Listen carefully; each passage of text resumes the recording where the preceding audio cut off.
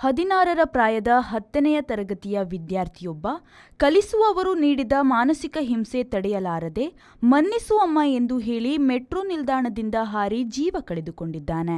ಈ ಸಂಬಂಧ ಬಾಲಕನ ತಂದೆಯು ಮೂವರು ಕಲಿಸುವವರು ಮತ್ತು ಶಾಲಾ ಪ್ರಿನ್ಸಿಪಾಲರ ಮೇಲೆ ದೂರು ನೀಡಿದ್ದಾರೆ.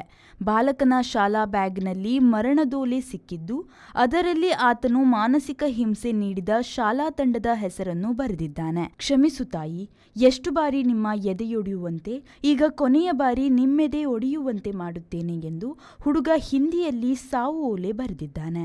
ಮಧ್ಯದಿಲ್ಲಿಯ ರಾಜೇಂದ್ರ ಪ್ಲಸ್ ಮೆಟ್ರೋ ನಿಲ್ದಾಣದಲ್ಲಿ ನಿಮ್ಮ ಹುಡುಗ ರಕ್ತದ ಮಡುವಿನಲ್ಲಿ ಬಿದ್ದಿರುವುದಾಗಿ ಮಧ್ಯಾಹ್ನ 3 ಗಂಟೆಯ ಹೊತ್ತಿಗೆ ಫೋನು ಬಂದಾಗಲೇ ವಿಷಯದ ಗಂಭೀರತೆ ತಿಳಿದಿರುವುದು. ಎತ್ತರಿಸಿದ ಮೆಟ್ರೋ ಪ್ಲಾಟ್ಫಾರ್ಮ್ನಿಂದ ಆತ ಹಳಿಗೆ ಹಾರಿರುವುದಾಗಿ ತಿಳಿದುಬಂತು. ಹತ್ತಿರದಲ್ಲೇ ಶಾಲಾ ಚೀಲ, ಅದರಲ್ಲಿತ್ತು ಮರಣದೋಲೆ.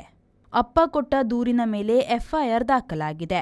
ಕಲಿಸುವವರು ಕೆಟ್ಟ ಬೈಗುಳ, ಹೀಯಾಳಿಸುವುದು, ತಳ್ಳುವುದು ಇತ್ಯಾದಿ ಹಿಂಸೆ ಕೊಟ್ಟುವುದಾಗಿ ತಿಳಿದುಬಂದಿದೆ. ಸ್ವತಃ ಪ್ರಿನ್ಸಿಪಾಲ್ ನಿಂತು ಮಾಡಿಸಿದ್ದೂ ಇದೆಯಂತೆ.